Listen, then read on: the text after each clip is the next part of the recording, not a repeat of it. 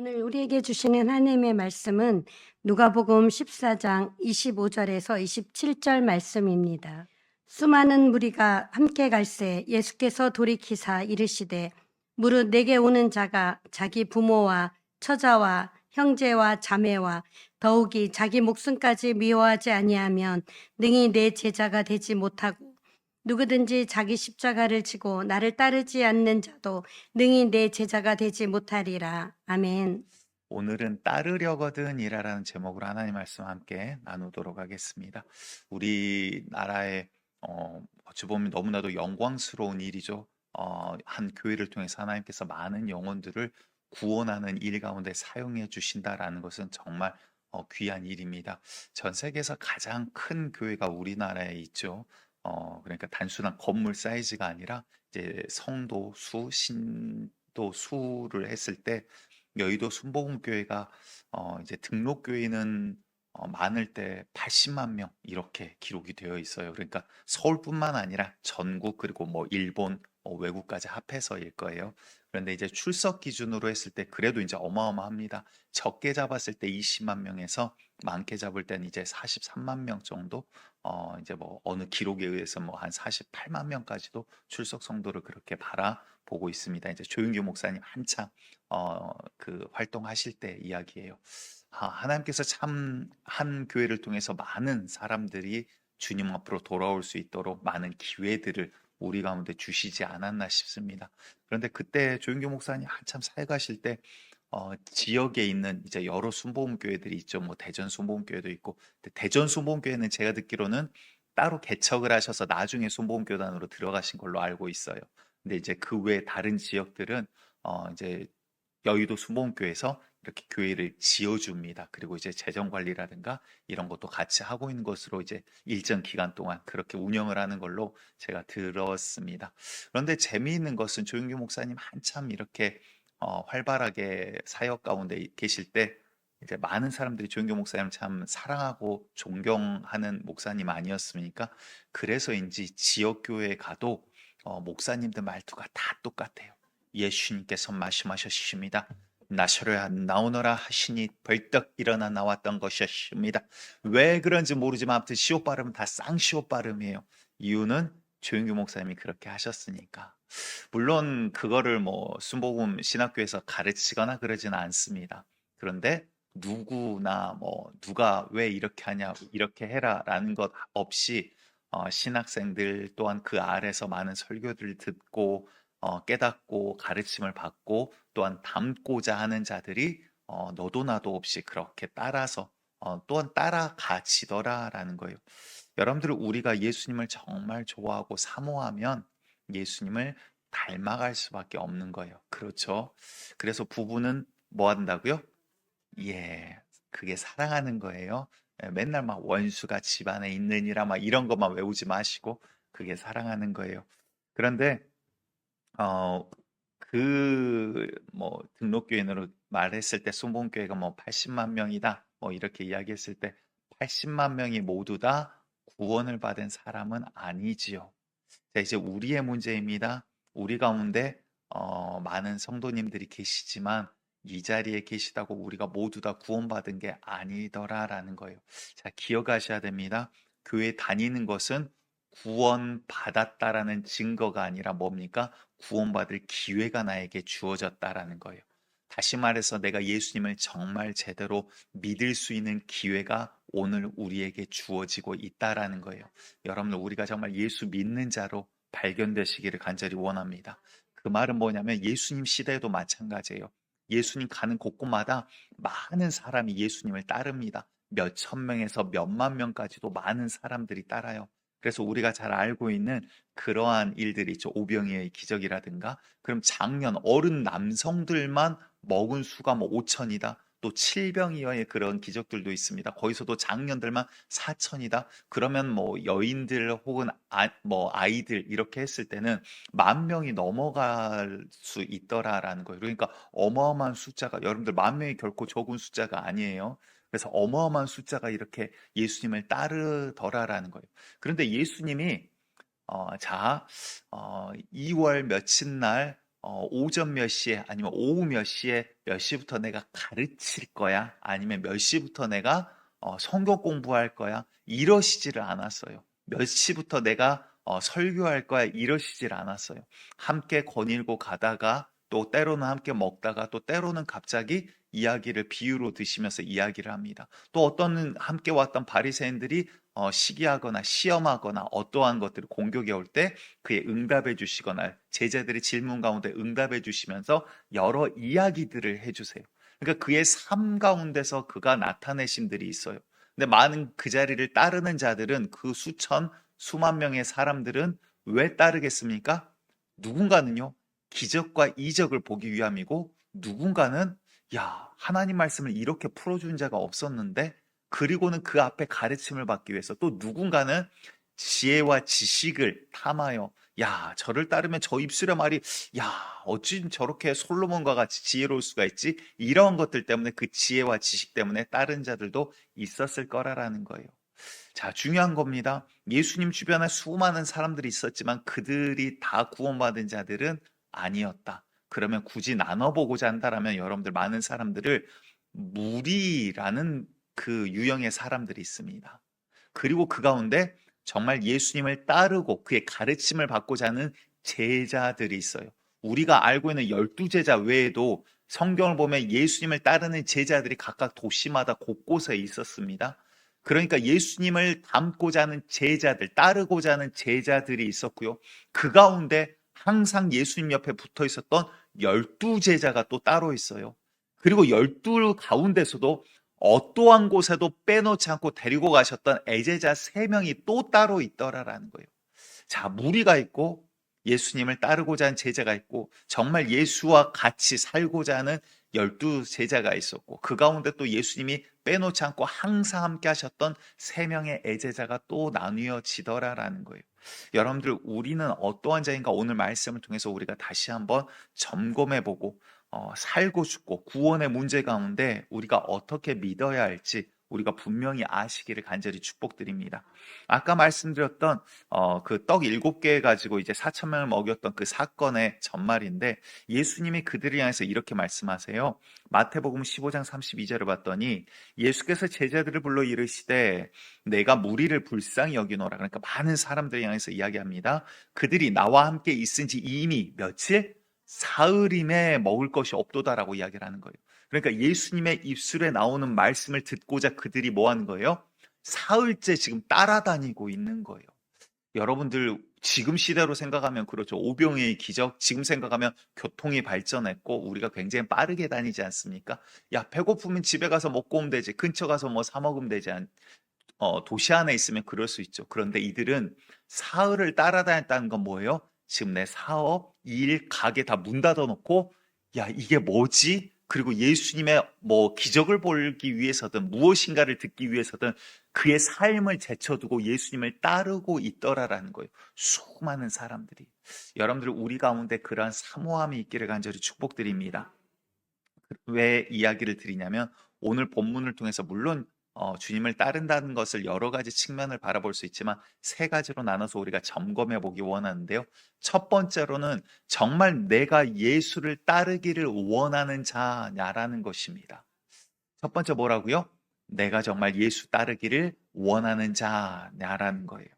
오늘 본문 첫 번째입니다. 누가복음 14장 25절을 봤더니 수많은 무리가 함께 갈세라고 이야기를 해요. 그러니까 수많은 무리. 다시 말해 이 사람들이 모두 다 구원받은 사람들은 아닙니다. 그런데 첫 번째 시작은 뭐냐면 예수님을 따르기를 원하는 자들이더라는 거예요. 내 사업 놔두고 주님을 따르기를 시작을 합니다. 자, 베드로 같은 경우는 어부였습니다. 그런데 금을 제껴놨어요. 그리고 주님 부르실 때 따라 나섰죠. 그런데 주님 십자가에 달리시고 돌아가신 후에 나는 물고기 잡으러 가겠다. 그리고는 다른 제자들과 함께 물고기 잡으러 가요.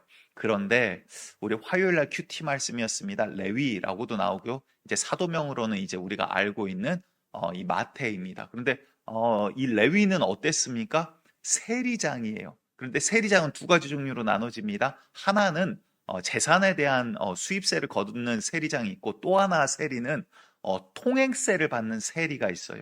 근데 마태의 지역은 주요 교통 요충지였고, 또한 마태가 그 세관에 앉아 있을세라고 말하는 것으로 봤을 때는 마태는 교통세를 받는 세리였을 거예요. 교통세는요, 폭리를 마음대로 취할 수 있어요. 야, 여기 지나는데 10,000원 내. 라고 하고, 어떤 차는 지나가는데 짐을 많이 실었네. 10만 원 내세요. 나라에다가 로마에다가 보고할 때는 5,000원 받았어요. 10,000원 받았어요. 보고하고 나머지를 내가 착복할 수 있는 자리가 그 자리라고요. 그 말은 반대로 말하면 미움도 많이 사는 자리예요. 그런데 인간적으로 보면 어떻습니까? 수입이 보장돼 있어요. 장사 잘 된 자리예요. 뭐 가만히 있어도 경기 상관없이 무조건 돈 버는 자리가 그 자리예요. 그런데 예수님이 마태를 불렀을 때 그 자리를 놓고 따랐다라는 건 뭐예요? 다시 돌아올 수 없음이에요. 무슨 말인지 아시겠죠? 우리가 예수님을 따른다는 건 뭐예요? 뒤돌아보지 않는 거예요. 엘리야가 엘리사를 부를 때 엘리사가 그 농기구를 다 불태워버리고 소를 잡아먹고 나서 그리고 나서 따릅니다. 그 말은 뭐예요? 나 돌이키지 않겠다라는 거예요. 앞만 보고 주만 보고 이제 따르겠습니다라는 각오가 그 자리에 있다라는 것입니다. 여러분들, 우리가 정말 주를 얼마나 사모하고 따르기를 원하십니까? 왜? 내가 먼저 따르기를 원하지 않는데 주님이 억지로 나를 끌고 가서 나를 구원한다, 그러지 않으세요. 우리 가운데 정말 따르기를 원하고 구원받기를 원하고 예수를 닮기를 원하는 자들 주께서 그 가운데 택하셔서 주의 자녀로 삼아 주시는 은혜가 있더라라는 거예요. 그런데 교회 안에 어떠한 일들이 있습니까? 정말 주님을 따르기를 원하는 자는 그렇게 많지 않더라라는 거예요. 많은 사람이 있지만 그 가운데 대부분은 무리, 회중이고요. 그 가운데 정말 주를 사모하고 따르는 자들은 많지 않더라라는 거예요. 여러분들 정말 담임 목사로서 바라고 구하기로는 여기 계신 여러분들이 한 분도 빠지지 아니하고, 또 오늘 처음 오신 분들도 계시지만 처음 오신 분들도 정말 사모함으로 예수 따라가기를 원하는 자로 변모되기를 간절히 축복드립니다. 왜? 이거는 우리의 살고 죽고의 시발점이 되기 때문에 그렇다라는 거예요. 단순한 그냥 믿고 말고 어떠한 종교 생활의 문제가 아니라 내가 살고 죽고의 문제이기 때문에 그렇다라는 거예요. 고린도전서 4장 15절을 봤더니 이렇게 말씀하세요. 그리스도 안에서 일만 스승은 있으되 아버지는 많지 아니하니라고 이야기합니다. 다시 말해서 가르치는 자들은 많은데 정말 함께 스승이 되고 아버지가 되고 그를 기르는 자, 정말 그에게 이 정신을 전달하는 자는 많지 않더라라는 거예요. 교회에게 지금 이야기하고 있는 거예요. 무슨 말입니까? 지금 우리나라에 와서 우리나라가 아니죠. 지금 시대에 와서, 그리고 우리나라 기독교가 굉장히 발달한 것 중 하나가 전 세계 어떤 교회보다, 어느 국가보다 우리나라가 발달한 게 성경 공부예요. 그래서 우리나라처럼 교재가 많고 우리나라처럼 체계가 잘 돼 있고 많이 발전한 나라가 없습니다. 보통 대부분 그냥 예배드리고 많은 교회들이 태반이에요. 국가들을 돌아보면. 그런데 여러분들, 중요한 거 있습니다. 이제 목사님들도 이거 헷갈리시는 분들이 계시는데, 성경 공부와 제자 양육은 또 다른 문제예요. 성경 공부한다라고 제자 양육이 되지 않아요. 성경 공부는 가르침이지만 제자 양육은요, 삶인 거예요. 주님이 말씀하신 거 뭡니까? 자, 몇 시부터 성경 공부한다, 몇 시에 설교한다, 이러지 않으셨어요. 함께 먹고 마시며 살면서 그의 삶에 대해서 가르치셨다고요. 그리스도인은 이렇게 사는 거야. 발을 씻겨주면서 그리스도인은 이렇게 하는 거야. 본이 되기 위해서 기도하시면서 아버지께서 나와 함께 하신 것처럼 저들도 우리와 함께하게 하여 주시옵소서. 그들을 위하여 기도하는 모습을 보여주셨다라고요. 다시 말해, 우리가 보고 배워야 될 거 뭡니까? 성경 공부가 아니야. 머리로 아는 게 나를 살리는 게 아니라 정말 예수의 모습을 담고자 하는, 주의 모습을 따르고자 하는 마음이 우리 가운데 있냐라는 것입니다. 그런데 우리 가운데 많은 것들을 스스로 속이죠. 일만 스승은 있으다, 아버지가 많지 않다. 그 말을 오늘의 주제로 가지고 와서 조금 바꿔보면, 여러분들 교회 안에 무리는 많으나 예수를 닮아가는 제자는 많지 않으니라는 이야기와 같더라라는 거예요. 여러분들, 무리는 많지만 구원받은 자는 많지 않더라라는 거예요. 여러분들, 우리 교회만큼은, 이기적인 표현이지만 우리 교회만큼 정말 모두 다 구원받기를 간절히 축복합니다. 오늘 이 본문 누가복음 14장 이제 뒤에 나와 있는 이야기인데요. 앞에 세 가지 이야기를 하시고 그 다음에 이 이야기를 하십니다. 그리고는 오늘 주제에 대한, 본문에 대한 비유를 드신 다음에 누가복음 14장 결론에 가서 이 이야기를 하세요. 누가복음 14장 34, 35절을 우리 함께 읽습니다. 시작. 소금이 좋은 것이다. 소금도 만일 그 맛을 잃으면 무엇으로 짜게 하리요? 땅에도 걸음에도 쓸데없어 내버리느니라. 그를 아멘. 끼가 예, 뒤에도 있는데, 자, 소금이 좋은 것이나 좋은 것인 줄 알아요. 필수품이에요. 그렇죠. 그런데 소금이 만일 그 맛을 잃으면 어때요? 소금인데 짜지 않아요. 여러분들 운전하시는 분들 차에 종종 이제 방향제 같은 거 두시기도 하시죠. 방향제 좋은 향기가 납니다. 내가 좋아하는 향을 골라서 놔뒀습니다. 그런데 몇 개월 지났어요. 6개월, 1년 지났어요. 그러면 어떻게 됩니까? 향이 다 날아가 버리고 없어요. 그러면 모양은 있지만 그게 더 이상 방향제로서의 역할은 없어요. 소금도 마찬가지입니다. 야, 소금이 짠맛을 잃어버리면 그거 왜 넣겠어? 그거 아무 소용 없는 거예요. 그러면 길바닥에 버려져서 사람들의 발에 밟히 뿌린다라고 이야기를 합니다. 무슨 말일까요? 디모데후서 3장 5절에 이런 말씀을 하시죠. 우리 같이 읽습니다. 시작. 경건의 모양은 있으나 경건의 능력은 부인하니 이 같은 자들에게서 내가 돌아서라. 아멘. 무슨 말이에요? 여러분들 우리가 예수 믿습니다. 이야기를 해요. 나 교회 다녀요. 노은교회 성도입니다. 교인입니다. 이야기를 해요. 스스로 크리스찬입니다. 이야기를 합니다. 그런데 예수 닮지 않는 그리스도인은 없더라라는 거예요. 내가 그리스도인입니다. 교회 다닙니다. 노은교회 성도입니다. 그런데 내 삶 가운데 예수를 닮아가는 열매가 없다라면 나는 지금 뭔가 문제가 있더라라는 거예요. 여러분들 지금 이야기하시죠. 경건의 모양은 있으나 그리스도의 모양은 있어요. 교회 다녀요. 주일 성수해요. 헌금도 해요. 봉사도 하기 시작합니다. 그런데 그의 삶을 봤더니 삶 가운데 성령의 역사와 하늘에서 오는 거룩한 성품에 예수를 닮아가는 그 세밀한 성품의 열매가 없더라라는 거예요. 여러분들 교회 안에 수많은 거짓 선지자들이 이제 마지막 때 생겨나요. 우리 교회도 앞으로도 생겨날 거예요. 왜? 성경이 말씀하셨으니까. 여러 가지 이단 사상도 들어오기도 할 거예요. 심지어 목사님들 가운데서도 귀신 들려서 설교를 하면서도 오히려 잘못된 그릇된 복음을 전하는 자들도 생길 거예요. 여러분들 그런데 중요한 건 뭡니까? 그들을 어떻게 구별합니까? 여러분들의 목사, 강한길 목사가 여러분들의 만약 거짓말하고 여러분들의 그럴싸한 말로 성경을 이야기하면서 여러분들 지옥 가도록 만들어버린다라고 하면 여러분들은 어떻게 분별할 거냐라는 거예요. 성경은 분명하게 이야기하십니다. 거짓 교사, 거짓 선지자들에 대해서 분명히 말씀하십니다. 열매로 그들을 알지니 하늘로부터 오는 열매가 그들에게 있나 보라 이 말이에요. 그들의 삶 가운데 입술이 아니라 삶 가운데 그 열매가 있나 보라라는 거예요.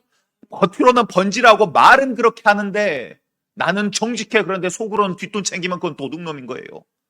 그게 사실인 거예요. 입술로는 아무리 번지르하게 이야기해도 그의 삶의 열매가 입술로는 거룩하게 이야기하고 거룩한 척하고 다니는데 그의 삶 가운데 하나님의 성품이 용서와 자비와 희망과 소망과 하나님께서 주시는 부지런함과 근면과 하나님로부터 오는 이러한 예수를 닮은 성품이 없다라면 그의 삶에 성령의 역사에 열매가 없다라면 그거는 다시 한번 생각해 봐야 될 일이더라라는 거예요. 여러분들 목사 이야기를 들어서 이야기를 드렸지만 성도님들 어떻습니까? 성도로서 하나님을 닮은 예수를 닮은 모습이 열매가 우리 가운데 있습니까? 교회는 다녔어요. 오래 다녔어요. 20년, 30년 되었는데 기도하는데 뭐예요? 하나님을 향한 게 없어요. 하나님께 구하는데 내 정욕을 위한 기도밖에 없어요. 그리고 내 삶의 열매들은 뭐합니까? 야, 주님 응답 주셔서 이번에 사업 잘 됐습니다. 그런데 그리스도의 열매는 뭐가 있냐라고요. 여러분들 정말 건강하고 부자되고 잘 되시기를 정말 간절히 소망해요. 그런데 중요한 건 뭡니까? 여러분들의 그 삶의 목적이 뭐고 열매가 뭐예요? 그를 통해서 주께서 이루고자 하는 것들이 그 삶 가운데 드러나냐라는 거예요. 아니면 그저 동물과 같이 그냥 왔다 지나가는 들판의 풀과 같이 내 입, 나 먹을 거, 나 좋은 거 이것만 그냥 계속 찾다가 끝나는 인생이냐라는 거예요.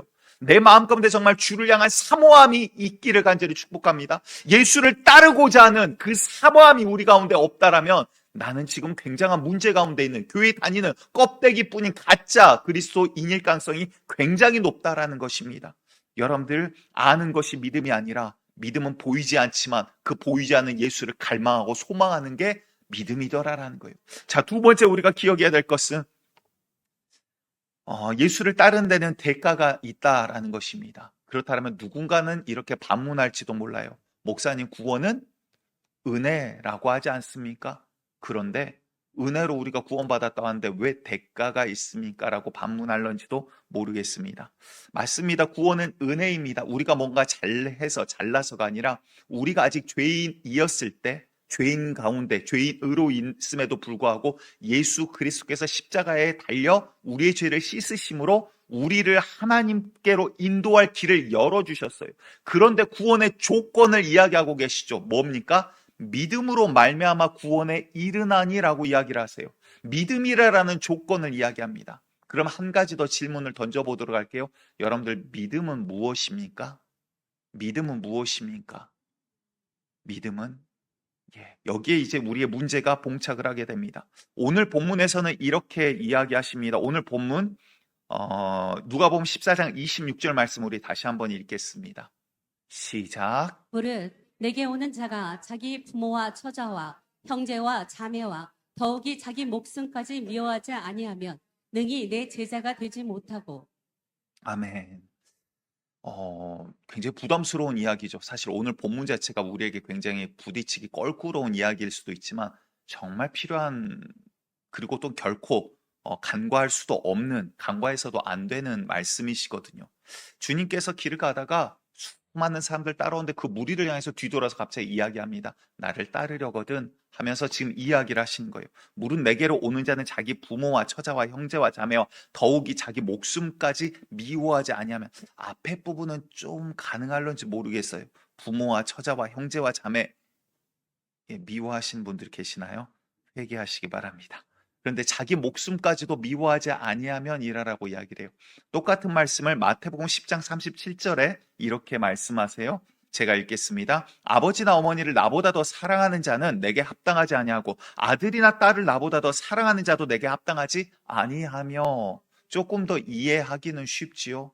주님보다 더 사랑하는 것들이 있어서는 안 돼. 아니요, 반대로 이야기하면 주님을 가장 사랑하는 자가 아니면 나를 따라올 수가 없어 라고 이야기를 해요. 여러분들, 주님 사랑하십니까? 주님 사랑하십니까? 이거 굉장히 심오한 문제거든요. 여러분들, 우리가 정말 주님 사랑하는 자 되기를 원합니다. 오늘 이 이야기를 하시고 두 가지 비유를 드세요. 어떤 이야기를 하시냐면, 첫 번째 비유는 망대 건축에 대한 이야기예요. 그러니까 건물 올리는 건축자에 대한 이야기입니다. 우리가 건물을 올리는데 어떻습니까? 야, 비용이 얼마가 들어가고 지금 내가 얼마를 가지고 있고 이런 공사하려면 토지는 얼마고, 이거를 기초 다지는데 얼마고, 그 다음에 건축 올리는데 어느 정도 들어가겠네? 인테리어는 얼마네? 그러면 이거를 돈을 내가 지금 통용할 수 있는 게 어느 정도고, 누군가에게 도움을 받고 또 대출을 할 수 있는 게 어느 정도네? 이걸 그럼 건축을 할 수 있냐 없냐가 거기에서 가름이 돼요. 그렇죠. 그런데 이런 것들을 너희가 다 계산하고 하지 않느냐? 계산하지 않고 아무것도 없는데 돈 10,000원이 있는데 그거 갖고 야, 해 이래가지고 하면 뭐합니까? 바닥에다 시멘트 주걱 붓고는 끝나는 거예요. 그렇지 않겠어요? 그러니까 그냥 바닥 다지고 끝나버리는 거, 그거 어떻게 세우겠느냐? 이 이야기를 갑자기 예수님이 하세요. 그리고 두 번째도 그와 같은 이야기를 하십니다. 임금이 전쟁이 났는데 적군이 2만 명을 데리고 쳐들어왔어. 근데 그 임금이 1만 명밖에 군대가 없네. 그러면 1만 명 가지고 2만 명을 어떻게 할 수 있을지 헤아리지 않겠느냐? 만약 그렇지 못하면, 내가 이기지 못하겠으면 친서를 보내든 뭐를 해서 이 전쟁을 막지 않겠냐? 다시 말해서 이거에 대해서 우리가 먼저 가름해 보지 않겠느냐라는 이야기를 합니다. 신학대학원을 갔더니 재미있는 게 있어요. 입학자 수에 비해서 졸업자 수가 월등히 적습니다. 그러니까 입학할 때 수에 많을 때는 한 3분의 2 정도 졸업을 하고요. 적을 때는 절반이 안 되는 수가 졸업을 하더라라는 거예요. 신학대학원을 가봤더니. 그 말은 뭘까요? 처음에는 감정에 휘둘려서 주님 부르시면 나 어디든지 가겠습니다. 그래요. 그리고는 아골골짝 산골이라도 어디든지 주님 가라시면 가겠습니다. 그런데 막상 부딪혀 봤더니 뭐예요? 이 길 내 길 아닌가 보네. 왜 그럴까요? 중요한 포인트예요. 지난 금요일도 잠깐 말씀드렸습니다. 내 안에 하나님보다 더 사랑하는 것들이 많기 때문에 그래요. 우상은 그렇게 어려운 게 아닙니다. 조각을 해놓는다고 그게 우상인 게 아니에요. 뭐가 우상입니까? 하나님보다 더 사랑하고 있는 것들이 우상이에요. 오늘 말씀을 가지고 와서 이야기하면 부모가 우상이 될 수도 있고요. 돈이 우상이 될 수도 있고요. 사실은 지금 현대에 그런 증상이 너무나도 많죠. 그리고 내 형제 자매, 심지어 자녀들이 내 우상이신 분들도 있어요. 혹은 내 건강, 내 목숨이 우상인 경우도 있어요. 무슨 말일까요? 하나님보다 더 위에 있는 것들, 하나님 계셔야 될 자리에 다른 것들 다 하나님을 끌어내리고 다른 것들이 그 위에 서 있는 우리들의 모습이 있더라라는 거예요. 여러분들, 우리의 신앙생활이 어떻습니까? 정말 그리하지 아니하실지라도의 신앙이 우리 가운데 있습니까? 내 우상을 위해서 주여 일하여 주시옵소서. 기껏해야 내 신앙은 알라딘 램프 정도의 귀신 섬기는 신앙밖에 되지 않으면서 나는 구원받았지요. 스스로 성도님들 축복합니다. 구원받으셨습니다. 예수님이 우리 때문에 피 흘리셨습니다. 아멘. 나 구원받았네. 그런데 그 속을 봤더니 우상으로 가득 차 있어요. 그거 구원받지 못했다라고 지금 말씀하고 있는 거예요. 여러분들 우리 구원받으셨습니까? 나는 구원받으셨습니까? 한 목사님의 간증을 듣고 저도 그때 충격을 받았습니다. 은퇴하시는 목사님이셨는데 제가 목회한 지 28년 됐습니다. 그런데 예수님 만난 지 17년 됐습니다. 이야기를 하세요. 예수님 내가 만나지 못하고 나도 복음 전했다라는 거예요. 그런데 마음 가운데 항상 갈급함이 있었대요. 나중에 주님 만나고 났더니 이 말씀이 그게 아니었네요. 그냥 나 잘 되라고 세상에서 정욕 이루라고 그게 형통이라고 말씀하신 적이 없었네요라는 걸 알았다는 거예요. 여러분들 우리들의 신앙이 어디 있습니까? 오늘 말씀은요. 정말 예수를 내가 믿는다 그러면 거기에 내가 목숨 걸 만큼의 가치가 분명히 있더라라는 거예요. 내가 가지고 있는 내가 경험한 그 어떤 것보다도 가장 가치 있는 게 예수인 걸 아는 게 믿는 거더라라는 거예요. 여러분들 정말 예수가 나에게 어떠한 자입니까? 예수가 나를 정말 사망과 음부의 권세 가운데서 나를 살리신 그 보혈의 피의 주인공이요. 예수의 이름으로 우리가 구원받는 것을 분명히 믿으십니까? 믿는다라면 여러분들 그건 내 생명 위에 있는 거예요. 육신의 생명 위에 있는 거라고요. 그런데 우리들은 어때요? 예수를 저 아래로 끌어넣고 주님 기쁘시죠? 기쁘지 않는데 주님은 지금 슬퍼하시는데 주님 옆에 계시니까 좋으시죠? 나 착한 딸이죠. 착한 아들이죠. 아니 주님 기준에선 그거 아닌데 그러니까 뭐라 그래요? 마태복음 24장에 주의 이름으로 우리가 귀신을 쫓고 병 고치지 아니하나이까. 그런데 마지막에 주님 뭐라고 합니까? 주여 주여 하는 자마다 천국에 들어갈 것이 아니요 불의한 자들은 내게서 떠나가라. 나는 너희를 도무지 알지 못하노라. 왜? 나는 주님과 함께 한다고 생각했는데 주님 볼 땐 그 가운데 우상이 가득한 자였다라는 거예요. 여러분들 무슨 말이에요? 우리가 신앙생활하는데 알라딘 램프 믿는 신앙생활은 구원받는 믿음이 아니에요. 귀신도 하나님 한 분이신 줄 알고 떠느니라. 귀신 믿는 믿음 정도로 너희가 귀신이 하나님 아는 지식으로 너희가 구원받는 믿음 아니야. 내가 너에게 요구하는 믿음은 뭐다? 정말 예수 그리스도가 너희의 생명인 것을 믿는다라면 그에게 목숨을 걸 만큼의 믿음이 너희에게 있느냐라는 거예요. 여러분들 정말 예수에게 목숨을 걸어보시기 바랍니다. 우리 주님은요, 우리를 창조하신 분이에요. 그게 무슨 말이냐면 우리가 쥐고 있는 손을 펴면 그 손을 채워주세요. 우리 주님은 더 좋은 것을 주고 싶어 하세요. 그래서 아담을 지으시고 복주심에 이르시되 복주심에 이르시되 복주심에 이르시되 처음부터 계속해서 아담이 눈 뜨기 전부터 우리에게 복주시며 복주시며 복주시며 주고 싶어 하는 게 주님이신데 우리는 우상과 귀신을 꽉 손에 잡고는 놓지 않아요. 주여 주시옵소서. 근데 내가 원하는 거 뭐예요? 이거를 주세요. 이거를 주세요. 네 손에 내가 더 좋은 거 줄게. 그런데 손은 펴지 않는 거예요. 그러니까 우리들의 속에 우상은 가득 있으면서 예수는 저 아래다가 놔두고 주님 내 기도 들으시죠. 나 기도하는 사람이죠. 나 말씀 보는 사람이죠. 나 그랬으니까 내가 원하는 거 이 우상 이루어 주세요. 그게 신앙이 아니라라고 지금 말씀하는 거예요.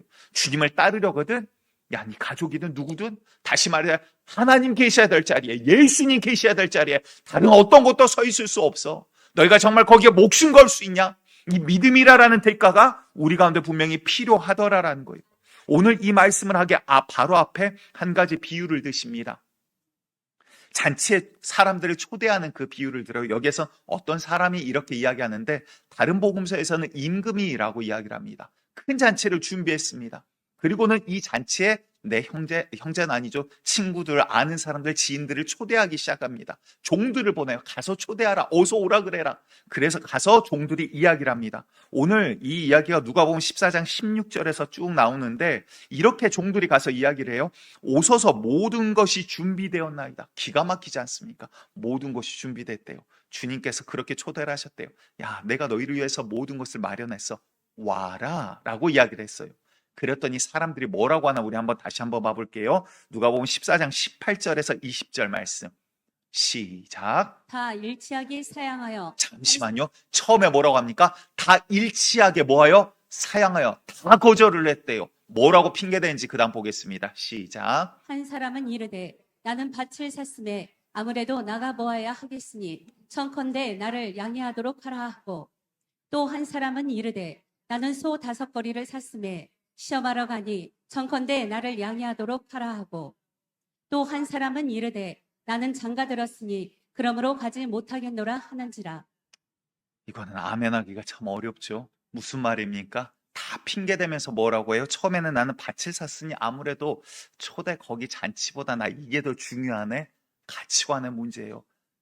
지금 임금의 초대보다 뭐가 있어요? 나에게는 밭이 더 중요한 거예요. 지금 시대로 이야기하면 지금 이번에 사업체, 가게 하나 새로 오픈했는데 거기 돌봐야지. 이제 막 거기 세워야지. 내가 이거 가게만 서면 목사님 교회 꼭 나갈게요. 그 이야기예요. 두 번째 또 뭡니까? 어떤 사람이 소 5결이를 샀대요. 소를 많이 샀어요. 5결이면 이제 10마리예요. 그 많이 샀더니 이거를 양해해라. 얘네들 지금 또 길도 드려야 되고 못도 해야 되고 조금 이제 뭐 맞는 비유는 하지만 다르게 이야기하면 이번에 사업체에서 결과가 좋아서 투자해서 좀 새로 늘렸습니다. 또 이렇게 볼 수도 있고 또 다른 말로 하면 이번에 슈퍼카 20억짜리 하나 샀어요. 요거 한번 길들여야 되고 시운전 한번 도시 한번 쫙 돌아줘야 되는데 이번 주말에 날씨가 기가 막히게 좋네. 지금 이 이야기예요. 자, 또 그 다음 봐봤더니 20절에 또 한 사람은 이르되 나는 장가 들었으니 그러므로 가지 못하겠노라. 인간적으로 사회적으로 합당해 보여요. 장가 들었대요. 누가 뭐라 그러겠어요. 그런데 주님 뭐라 그래요? 그 다음에 쭉 이야기를 하시는데 마지막에 초대받은 사람 한 사람도 이 잔치에 들어가지 못하리라 이야기를 해요. 여러분들 무슨 이야기입니까? 우리가 잘 알고 있는 소돔과 고모라가 있지요. 어떻게 됐죠? 그 음란함과 폐역함 때문에 하나님의 불비로 그 도시를 완전히 멸망시켜 버립니다. 그런데 그 전에 아브라함에게 하나님과 천사가 나타나요. 그래서 아브라함이 기도하자 하나님 의인 50, 40 계속해가지고 이제 막 의인 5만 이랬는데도 의인 5이 없어서 멸망한 게 소돔과 고모라입니다. 천사들이 소돔과 고모라를 들어가요. 이제 거기에 일어난 사건들 여러분들 잘 아실 거예요.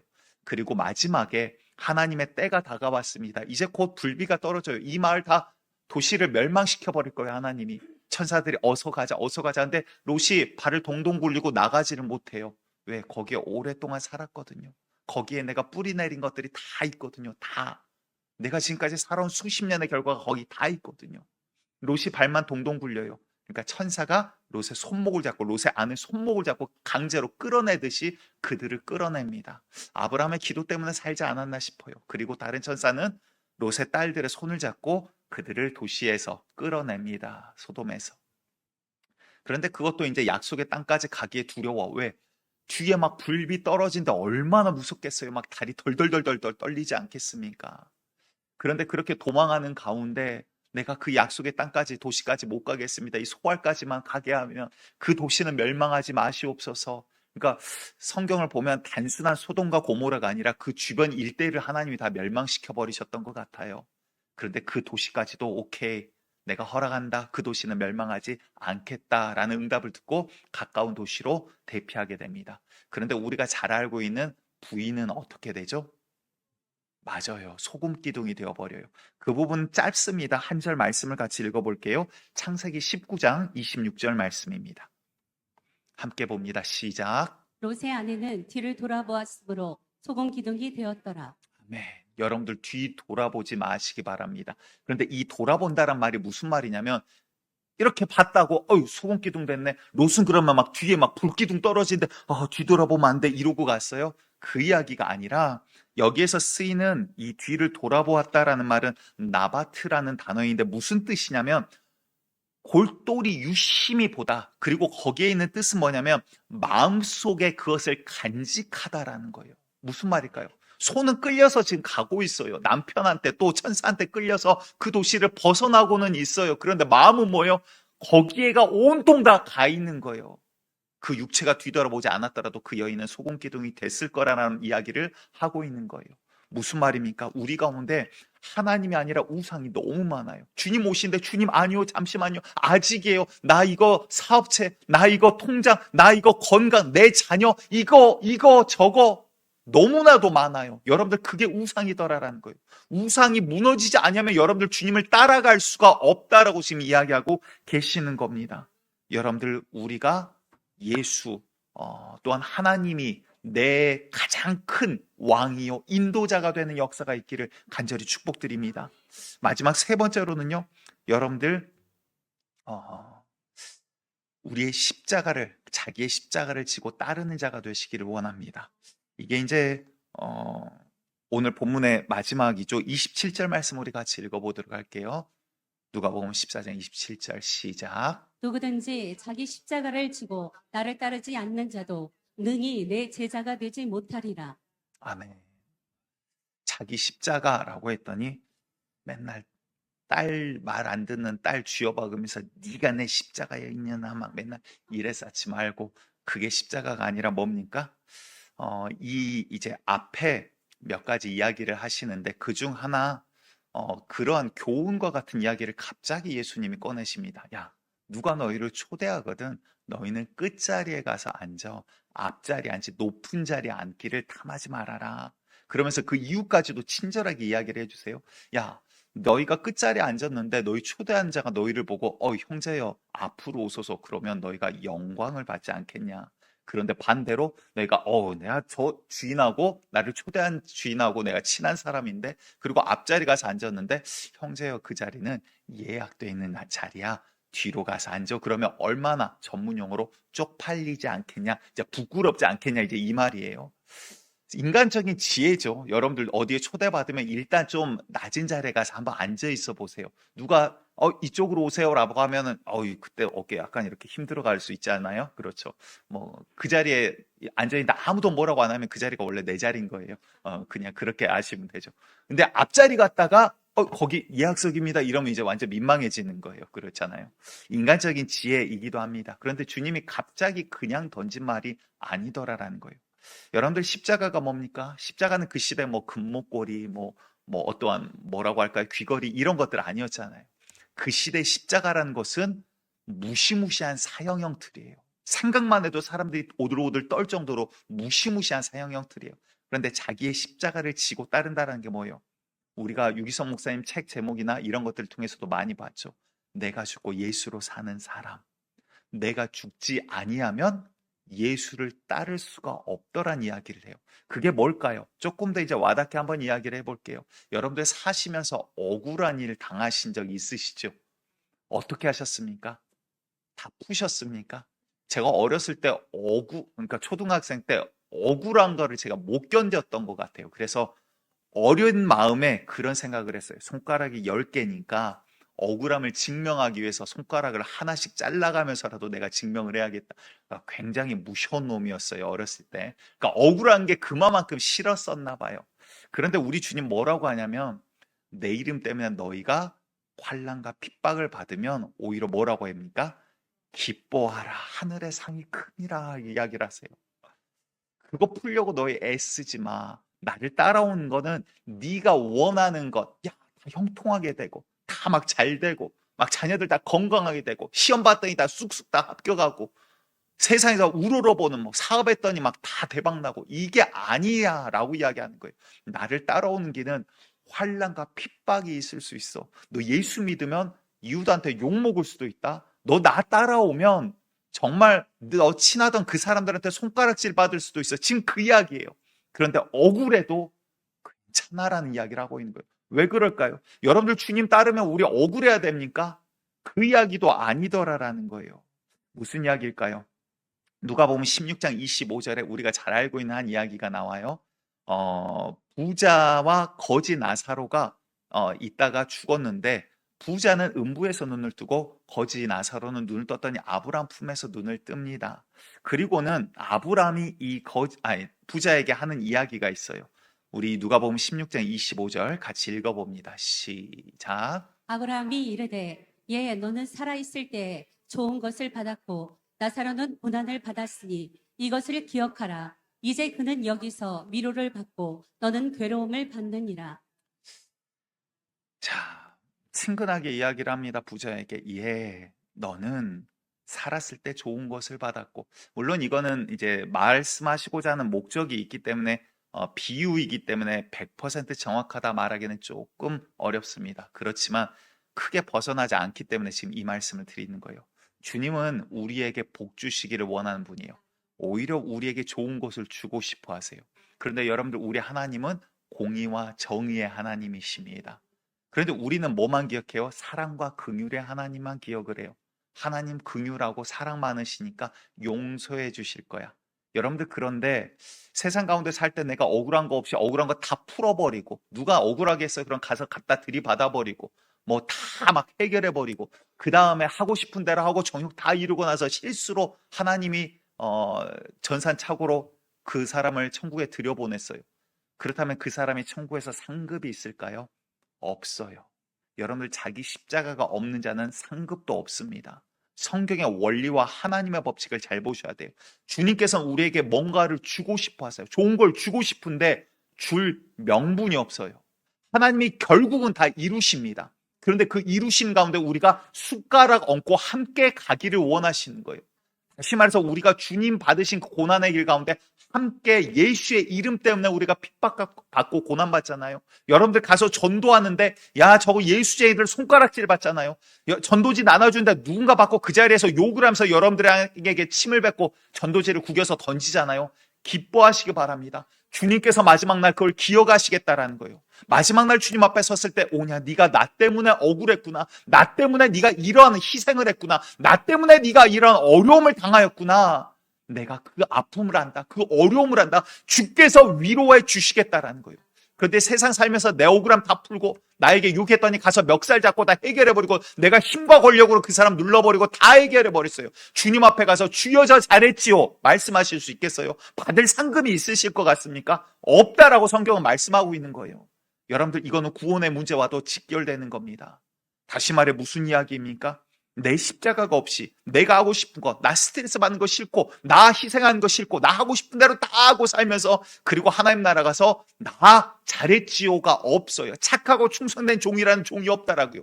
여러분들 5달란트, 2달란트, 1달란트 받은 종은요 1달란트도 종이었어요. 그 임금의 종이었다라고요. 그런데 뭐 했어요? 자기를 위해서 열심히 살았어요. 하나님이라고 자꾸 해서 죄송합니다. 이제 임금이 준 그 1달란트를 도둑맞지 않고 잘 관리했다라고요. 주인이 주신 거 잘 가지고 있었습니다. 당신은 엄한 자라 심지 않는 데서 거두고 해친 그런 자입니다. 그리고는 돌려드렸더니 뭐라고 합니까? 악하고 게으른 종아, 저거 갖다가 매우 쳐라. 저거 있는 것도 뺏어서 야 10달란트 가진 애한테 얘한테도 줘라. 그게 하나님의 법칙이에요. 여러분들 우리의 도덕의 개념이 아닙니다. 주님이 지금 보고자 하는 게 뭔가를 보셔야 돼요. 주님을 따른다라는 것, 주님을 믿는다라는 건요. 교회 다니는 거 이야기하는 거 아니에요. 구원의 기준을 지금 말씀드리고 있는 거예요. 주님을 따른다라는 것은요.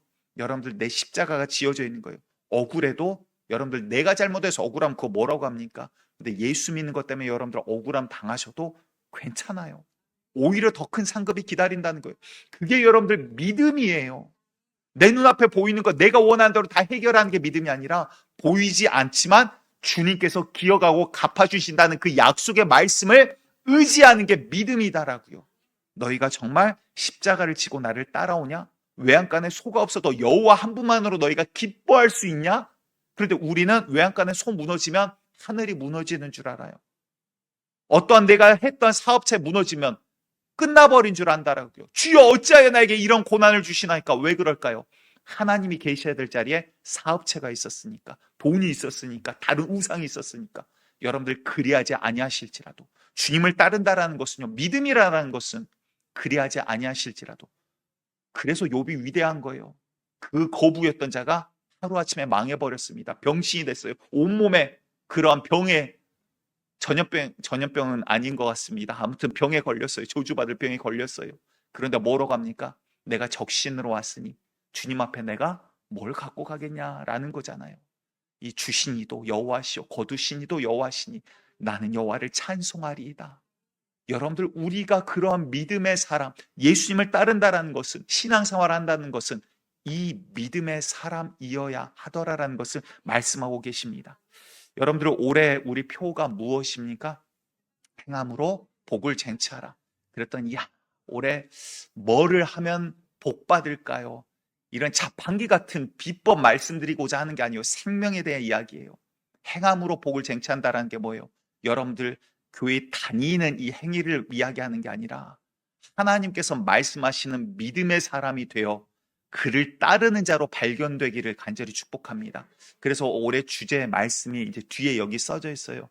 여러분들 못 알아먹게 하려고 필기체로 써놨는데 요한계시록 14장 4절 말씀입니다. 우리 마지막으로 이 말씀 함께 읽겠습니다. 시작. 이 사람들은 여자와 더불어 더럽히지 아니하고 순결한 자라 어린 양이 어디로 인도하든지 따라가는 자며 사람 가운데서 속량함을 받아 처음 익은 열매로 하나님과 어린 양에게 속한 자들이니. 아멘. 여러분들 이 말씀을 많이 묵상하시기 바랍니다. 어린 양이 어디로 인도하든지 따라가는 자들이래요. 내가 원하는 게 아니라 하나님 나 절로 가고 싶은데요. 아니야, 일로 가자. 아멘. 그 길이 나에게 가장 선한 길인 것을 내가 믿습니다. 왜? 내 주님이시니까. 우리들은 주님과 내 뜻이 틀리면 마음이 상해요. 이스라엘 백성처럼. 그게 아니다라고 계속 말씀해 주시는 거예요. 우리가 주님을 따른다는 것, 믿는다라는 것, 신앙생활이라는 것은 여러분들 무리는 구원받지 못합니다. 구경꾼들이에요. 정말 주를 따르는 자로 발견되기를, 그 안에 있는 자로 발견되기를 간절히 축복드리겠습니다.